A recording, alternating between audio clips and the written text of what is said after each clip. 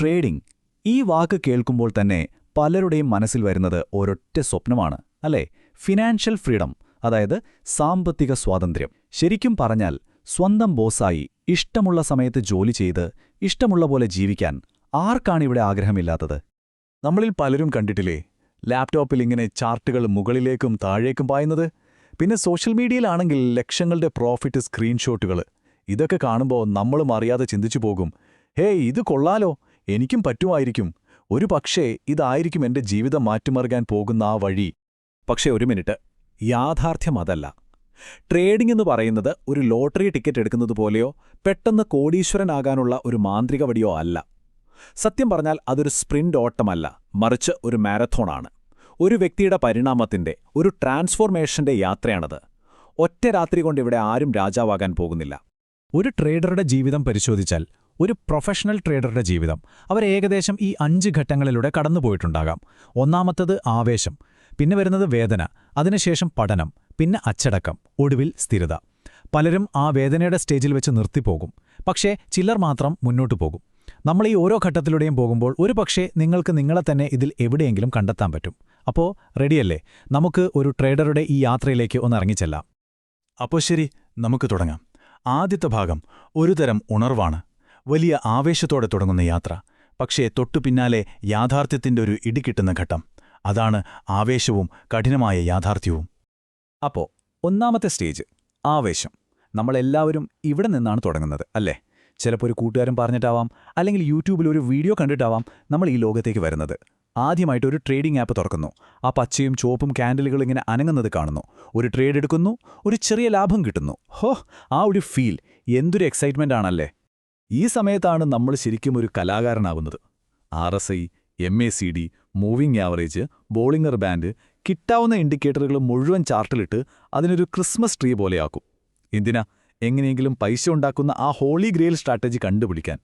ചിലപ്പോൾ ആ തുടക്കക്കാരൻ്റെ ഭാഗ്യമെന്നപ്പോൾ പറയുന്ന പോലെ കുറച്ച് ലാഭം കിട്ടിയെന്നും വരും. പക്ഷേ സത്യം പറഞ്ഞാൽ അത് നമ്മുടെ കഴിവുകൊണ്ടല്ല, വെറും ഭാഗ്യം കൊണ്ടാണെന്ന് മനസ്സിലാക്കാൻ അധികം സമയം വേണ്ടിവരില്ല. നിങ്ങളും ചെയ്തിട്ടില്ലേ ഇങ്ങനെ ചാർട്ടിൽ ഒരുപാട് വരകളൊക്കെ ഇട്ട്? അങ്ങനെ ആ ഭാഗ്യമൊക്കെ പതുക്കെ മാറുമ്പോൾ യാഥാർത്ഥ്യം നമ്മളെ മുഖത്തടിക്കും. നമ്മൾ രണ്ടാമത്തെ സ്റ്റേജിലേക്ക് കടക്കുകയാണ്. സ്റ്റേജ് ഓഫ് പെയിൻ, അതായത് വേദനയുടെ ഘട്ടം. ഇവിടെയാണ് മാർക്കറ്റ് അതിൻ്റെ ശരിക്കുള്ള രൂപം കാണിച്ചു തുടങ്ങുന്നത്. ആ പഴയ ആവേശമൊക്കെ പോയി തുടർച്ചയായ നഷ്ടങ്ങൾ വരുന്ന ഒരു കാലം. ഈ സ്റ്റേജിൽ എല്ലാവർക്കും തോന്നുന്ന ഒരു കാര്യമുണ്ട്, ദൈവമേ, ഞാനൊരു ട്രേഡ് എടുക്കുമ്പോഴേക്കും മാർക്കറ്റ് നേരെ തിരിച്ചാണല്ലോ പോകുന്നത്, ശരിയല്ലേ?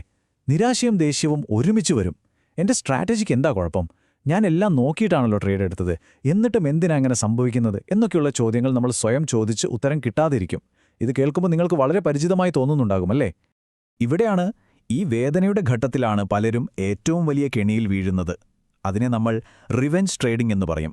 അതായത് നഷ്ടപ്പെട്ട പണം എങ്ങനെയെങ്കിലും തിരിച്ചുപിടിക്കണം എന്ന വാശി. ആ വാശിയിൽ നമ്മൾ പൊസിഷൻ സൈസ് കൂട്ടും, നമ്മുടെ റൂൾസൊക്കെ കാറ്റിൽ പറത്തും, പിന്നെ ദേഷ്യത്തിൻ്റെയും നിരാശയുടെയും പുറത്ത് ട്രേഡ് എടുക്കും. അവസാനം എന്താ സംഭവിക്കുക? ഉണ്ടായിരുന്ന കാശ് മുഴുവൻ പോയി അക്കൗണ്ട് 0 ആകും. എന്നാൽ ചിലർക്ക് ഈ വേദന ഒരവസാനമല്ല, മറിച്ച് ഒരു തുടക്കമാണ്, ഒരു വഴിത്തിരിവാണ്. ഇവിടെയാണ് യഥാർത്ഥ പണി തുടങ്ങുന്നത്. ഈ ഘട്ടത്തിൽ അവർ മാർക്കറ്റിനെയോ ബ്രോക്കറെയോ കുറ്റം പറയുന്നത് നിർത്തി ഒരു കണ്ണാടിയെടുത്ത് സ്വന്തം മുഖത്തേക്ക് നോക്കും. പ്രശ്നം പുറത്തല്ല, എൻ്റെ ഉള്ളിലാണ് എന്ന് തിരിച്ചറിയും. പിന്നെ ഇൻഡിക്കേറ്ററുകളുടെ പിന്നാലെ ഓടുന്നത് നിർത്തി യഥാർത്ഥ പഠനത്തിലേക്കും ആത്മനിയന്ത്രണത്തിലേക്കും അവർ ശ്രദ്ധ തിരിക്കും. ഇവിടെയാണ് ഏറ്റവും പ്രധാനപ്പെട്ട മാറ്റം സംഭവിക്കുന്നത്. അവരുടെ ചിന്താഗതിയിൽ, അതായത് മൈൻഡ് സെറ്റിൽ ഒരു വലിയ ഷിഫ്റ്റ് വരും. പണ്ട് എങ്ങനെയും പെട്ടെന്ന് പൈസ ഉണ്ടാക്കണമെന്നായിരുന്നു ലക്ഷ്യം. എന്നാൽ ഇപ്പോൾ ആ ലക്ഷ്യം മാറുകയാണ്. മാർക്കറ്റിനെക്കുറിച്ച് ആഴത്തിൽ മനസ്സിലാക്കണം, ഒരു പ്രൊഫഷണൽ ആകണമെന്നതിലേക്ക് ഫോക്കസ് മാറുന്നു. അതോടെ അവരൊരു യഥാർത്ഥ സ്റ്റുഡൻറ്റിനെ പോലെ പഠിക്കാൻ തുടങ്ങും. അവരുടെ സിലബസ് തന്നെ മാറും. Price action, market structure, risk management, trading psychology, ഇതൊക്കെയാവും പിന്നെ അവരുടെ പ്രധാന വിഷയങ്ങൾ. എല്ലാത്തിനു മുകളിൽ അവർ ഒരു കാര്യം കൂടി തുടങ്ങും, സ്വന്തം തെറ്റുകൾ എഴുതിവെക്കാനൊരു ട്രേഡിംഗ് ജേണൽ. ഇത് ശരിക്കും ഒരു ഗെയിം ചേഞ്ചറാണ്. പക്ഷേ വെറുതെ പഠിച്ചതുകൊണ്ട് മാത്രം കാര്യമുണ്ടോ? ഇല്ല. യഥാർത്ഥ ട്രാൻസ്ഫോർമേഷൻ നടക്കുന്നത് 4ാമത്തെ ഘട്ടത്തിലാണ്, അച്ചടക്കം. ഇവിടെ വെച്ചാണ് അവർ ആ വലിയ സത്യം തിരിച്ചറിയുന്നത്. ട്രേഡിംഗിൽ വിജയിക്കാൻ നമ്മൾ മാർക്കറ്റിനെ അല്ല കൺട്രോൾ ചെയ്യേണ്ടത്, മറിച്ച് നമ്മളെ തന്നെയാണ്, നമ്മുടെ വികാരങ്ങളെ, നമ്മുടെ തീരുമാനങ്ങളെ. അച്ചടക്കമുള്ളൊരു ട്രേഡർ ശരിക്കും ഒരു വേട്ടക്കാരനെ പോലെയാണ്. കാണുന്നതിൻ്റെ ഒക്കെ പിന്നാലെ ഓടില്ല, പകരം തന്റെ സെറ്റപ്പ് വരാൻ വേണ്ടി ഏറ്റവും നല്ലൊരവസരത്തിനായി ക്ഷമയോടെ മണിക്കൂറുകളോളം കാത്തിരിക്കും. കൃത്യമായ റിസ്ക് മാനേജ്മെന്റ് പ്ലാൻ പിന്തുടരും. ക്വാളിറ്റിയുള്ള കുറച്ച് ട്രേഡുകൾ മാത്രമെടുക്കും. ചിലപ്പോൾ ദിവസങ്ങളോളം അവർ ഒരു ട്രേഡ് പോലും എടുക്കില്ല. കാരണം അവർക്കറിയാം, ഒരു മോശം ട്രേഡ് എടുക്കുന്നതിനേക്കാൾ എത്രയോ നല്ലതാണ് ഒരു ട്രേഡും എടുക്കാതിരിക്കുന്നത്. അപ്പോ ഇത്രയും കഷ്ടപ്പെട്ടതിന്റെ ഫലം എന്താണ്? ആ പ്രതിഫലം കിട്ടുന്ന സ്റ്റേജിലേക്ക് നമുക്ക് പോകാം. പ്രൊഫഷണൽ സ്ഥിരത കൈവരിക്കുന്ന ആ മനോഹരമായ ഘട്ടം. അതെ, അഞ്ചാമത്തെയും അവസാനത്തെയും ഘട്ടം കൺസിസ്റ്റൻസി അഥവാ സ്ഥിരത. എല്ലാ ട്രേഡർമാരും എത്താൻ ആഗ്രഹിക്കുന്ന ആ സ്വപ്നതുല്യമായ സ്റ്റേജ്. പക്ഷേ ഒരു കാര്യം മനസ്സിലാക്കണം, സ്ഥിരത എന്ന് പറഞ്ഞാൽ എല്ലാ ദിവസവും ലാഭമുണ്ടാക്കുക എന്നല്ല. അതൊരു മാനസികാവസ്ഥയാണ്. സ്വന്തം പ്രോസസ്സിൽ വിശ്വസിച്ച് അതിൽ ഉറച്ചുനിന്ന് മുന്നോട്ടു പോകുന്നതിനെയാണ് നമ്മൾ സ്ഥിരത എന്ന് പറയുന്നത്. ഒന്നുകൂടി വ്യക്തമാക്കാം, എന്താണ് സ്ഥിരത? എല്ലാ ട്രേഡിലും ജയിക്കുക എന്നല്ല അതിനർത്ഥം. മറിച്ച് ലാഭം കിട്ടിയാലും നഷ്ടം വന്നാലും ഫലം എന്തു തന്നെയായാലും എല്ലാ ദിവസവും നിങ്ങളുടെ നിയമങ്ങളും നിങ്ങളുടെ പ്രോസസ്സും ഒരുപോലെ പിന്തുടരുന്നതിനെയാണ് സ്ഥിരത എന്ന് പറയുന്നത്.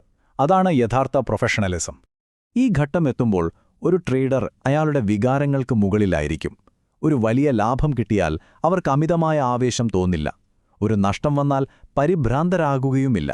കാരണം അവർക്കറിയാം, ഇതെല്ലാം ഈ കളിയുടെ ഭാഗമാണ്.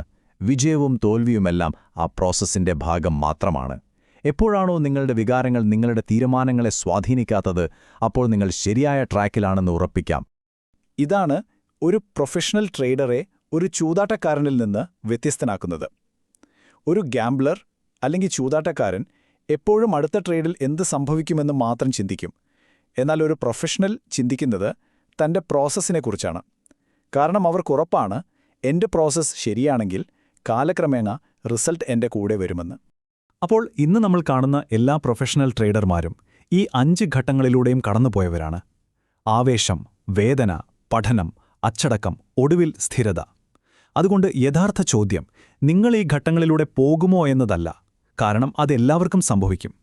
യഥാർത്ഥ ചോദ്യം ഇതാണ്: ഈ യാത്ര പൂർത്തിയാക്കാൻ, ഈ പരിണാമത്തിന് സ്വയം വിട്ടുകൊടുക്കാൻ, അതിനു വേണ്ട കഠിനാധ്വാനം ചെയ്യാൻ നിങ്ങൾ തയ്യാറാണോ? കാരണം ഓർക്കുക, ട്രേഡിംഗ് എന്നത് വെറുതെ പണം സമ്പാദിക്കാനുള്ളൊരു മാർഗം മാത്രമല്ല. അത് ആ വിജയം അർഹിക്കുന്ന ഒരു വ്യക്തിയായി നിങ്ങൾ സ്വയം മാറുന്നതിനെക്കുറിച്ച് കൂടിയാണ്.